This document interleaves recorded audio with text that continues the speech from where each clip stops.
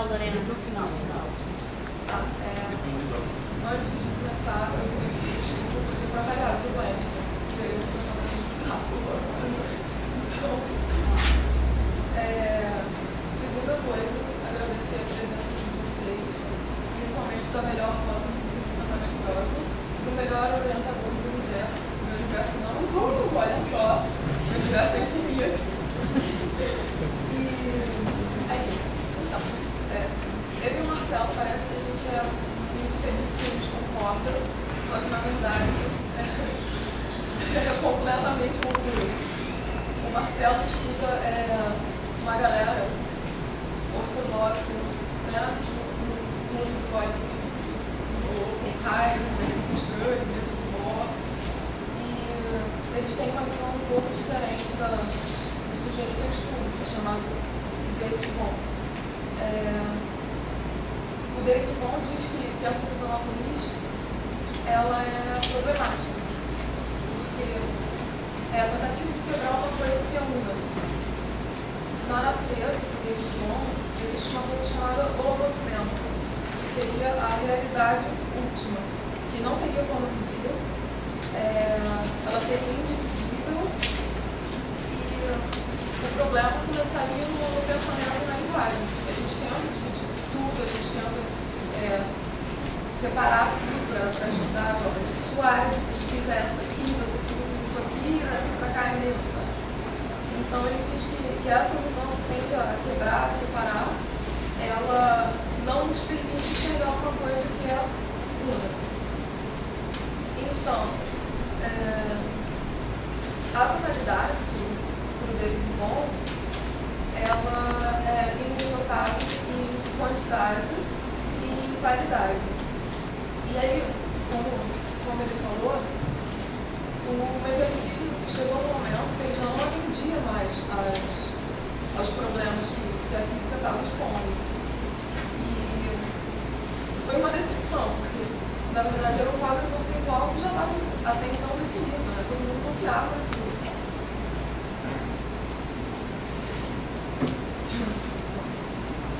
E algumas coisas começaram a aparecer que começaram a apontar contra esse determinismo, essa coisa que já era definida, essa medida de velocidade do radar, do telha do planeta, sabe? Então começou a aparecer o campo eletromagnético, a teoria cinética dos gases, a termodinâmica, estatística, coisas que não apontavam mais para esse determinismo, esse quadro formado, fechado, que deveria responder a tudo. Então, o que começou a delinear essas anomalias, essas coisas que não pareciam não ter resposta, foi a luz, que ora se comportava como onda, ora se comportava como partícula, e quando a gente olhava, às vezes ela não se comportava como coisa nenhuma. Então, aí botaram o gato na caixa, né? Assumiram que a gente tinha um problema. E aí a gente começa a fazer umas perguntas assim, doidas, né? Se a gente tem que se livrar do atomicismo, do mecanicismo, qual é a natureza desses corpos que começam a aparecer para a gente? Então? E se a gente não pode pensar neles o tempo inteiro como bolinhas que se chocam, porque eles eventualmente se apresentam como onda. E se a gente não pode pensar só em onda, porque eventualmente eles se apresentam como bolinhas que se chocam, do que é feito isso, de onde vem isso, como se comporta isso, tem uma lei que rege isso. Enfim, o Einstein diz que os corpúsculos eles aparecem de acordo com a amplitude da onda.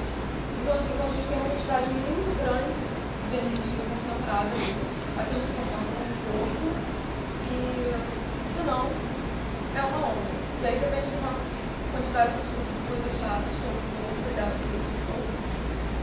E outro exemplo também de constituição de corpo, que é muito esquisita, é o campo, que gera essas coisas que lembram bastante os substratos de Aristóteles, E o bom, ele não tenta definir isso por número, ele tenta fazer um quadro conceitual, ele tenta fugir do mecanicismo. Por achar que o problema está no pensamento, por achar que o problema está na linguagem, o bom é um cara que se volta muito para o raciocínio, para a teoria de, peraí, vamos parar um pouco de fazer conta e pensar no que a gente está fazendo, certo? Então, o que acontece? A natureza tem níveis. Não sou eu que estou dizendo isso, dentro do mundo cultura. A natureza tem níveis. E em cada nível ela se comporta de uma maneira. Por exemplo, se você for louco e não tiver muito tempo sobrando na sua vida, tiver muito a fim de ficar vendo trajetória de molécula, você vai ver que numa massa de água, cada molécula vai para uma direção e aí ela se choca e volta em outra direção e a outra molécula vai para um caminho completamente diferente e uma perde energia, a outra perde um pouco menos de energia. Você não vai encontrar molécula, pelo amor de Deus. Só que numa massa de molécula, eles têm um comportamento de indivíduo. Eles perdem essa coisa individual de uma molécula vai sair daqui para cá e vai se chocar com a parede do recipiente, não. É um indivíduo que está em equilíbrio. Bom, então assim, de um nível para o outro, o que faz com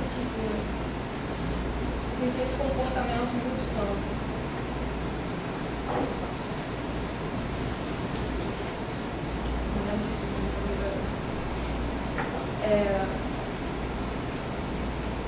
Por exemplo, quando a gente coloca água, a gente pega uma quantidade de gás, por exemplo, e aí a gente submete só uma determinada temperatura. Estou falando só de quantidade por enquanto. E aí ele passa para o estado líquido. E depois ele passa para o estado sólido. Tudo bem, até ele normal, não é nada disso. Só que, junto com as alterações dessas quantidades, tem alterações qualitativas também. Quando ele estava numa determinada temperatura e era um gás, ele se apresentava de uma maneira. Agora que ele é sólido, ele se apresenta de outra. Então, assim, David Bohm não ignora a qualidade nos corpos. Ele acha que faz tão parte quanto a quantidade. Coisa que não costuma acontecer muito na vida, né? Vamos fazer conta, vamos medir, vamos ver quanto tempo vamos ver a velocidade, mas pouco interessa a qualidade. Então, o que acontece? A gente percebe essa mudança de comportamento de um nível para o outro. Tanto em grupo quanto em indivíduo. Só que se a gente for descendo de nível, se a gente for da molécula do átomo para o elétron, do elétron para o pacote de elite, do pacote de elite de 2 milímetros, sabe? Se você for descendo, você vai notando que as regras são diferentes, os comportamentos são diferentes, as quantidades são diferentes e, por que não, as qualidades também. Então, assim, a minha pergunta, já estou com a resposta, tá? A minha pergunta é: será que a gente consegue distinguir um corpo quântico de outro? Um elétron de outro elétron? E aí, assim, como é que a gente faria isso? Vendo as qualidades do elétron? Beleza, só que será que as qualidades, tal como a gente conhece, funcionaria para diferenciar um elétron de outro? Será que seria suficiente? E aí, parece que isso vai se achatando, né? Quanto menor o corpo, menos qualidade ele tem. Um negócio meio esquisito, né? Parece que é tudo igual, tudo a mesma coisa. Alguns dizem até que não tem as qualidades, né? Vamos ver aqui. 2, pronto. X, mas você quer 2, dá o resultado lá pro negócio, pronto, esquece a qualidade. Então, assim, será que a gente pode tratar essas partículas como indivíduos? A nossa noção de quantidade, de contagem, a nossa noção de quantidade dá conta de separar um do outro? Ou será que eles só têm esse comportamento porque eles são um conjunto, enquanto indivíduos não são nada? Assim, o David Bohm, ele diz que, agora não lembro se eu já disse isso ou não, de qualquer forma, ele diz que a natureza é inesgotável em quantidade e em qualidade, justamente por conta daquele movimento que eu falei no início. Se ela é inesgotável em quantidade e em qualidade, a gente pode trazer isso para esse nível muito pequenininho também.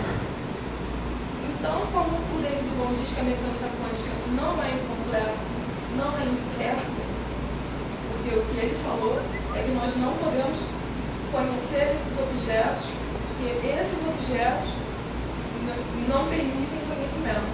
Eles são assim e acabou. O que o David Bohm diz é: nós não podemos conhecer esses objetos ainda. A gente ainda não tem tecnologia, teoria, qualquer ferramenta, seja palpável ou não, para conhecer. Mas nada impede que daqui a um tempo a gente conheça. Há um tempo atrás a gente não sabia desses pacotes de energia. A gente não sabia das camadas eletrônicas. No entanto, hoje em dia a gente sabe disso tudo. Então, sorvete. Então, assim, o que nós olhamos hoje para esses corpos que são muito pequenos e um corpúsculo A e um corpúsculo B que aparentam ter as mesmas propriedades, de repente, será que isso quer dizer que eles são o mesmo indivíduo? Se eu tenho o corpúsculo quântico A e o corpúsculo quântico B, e até então eles apresentam as mesmas propriedades, isso quer dizer que eles são a mesma coisa? Eu acho que David Bohm diria que não. Porque não é. Porque não são as propriedades que a gente conhece. É como se nós não conhecêssemos propriedades suficientes. De repente, eles têm qualidades mais profundas, coisas que distinguiriam um do outro que nós ainda não conhecemos. E as qualidades que nós conhecemos são insuficientes. Mas ainda não. Mas para ele seria distinguível um corpo quântico de outro, sim. A partir do momento que a gente melhorasse teoria, técnica e tal. Então, eu discordo muito dele quando ele diz que os caras lá, eu discordo dos caras lá, então, quando os caras lá dizem que é natural esses corpos não serem passíveis de conhecimento. Gente, pelo amor de Deus, né? Filosofia, uma coisa é você passível de conhecimento, tudo é agora. Não, tem, nossa, tudo bem. Mas tem que rolar uma raivinha, né, André? A gente se acostuma, mas tem que rolar uma raivinha. Então, é assim, David Bohm acha que nós podemos, sim, falar de identidade, de indivíduo. A gente pode também tratar o comportamento deles em conjunto, sim, mas não quer dizer que porque a gente não tem até agora que nós não teremos. Podemos ter, sim.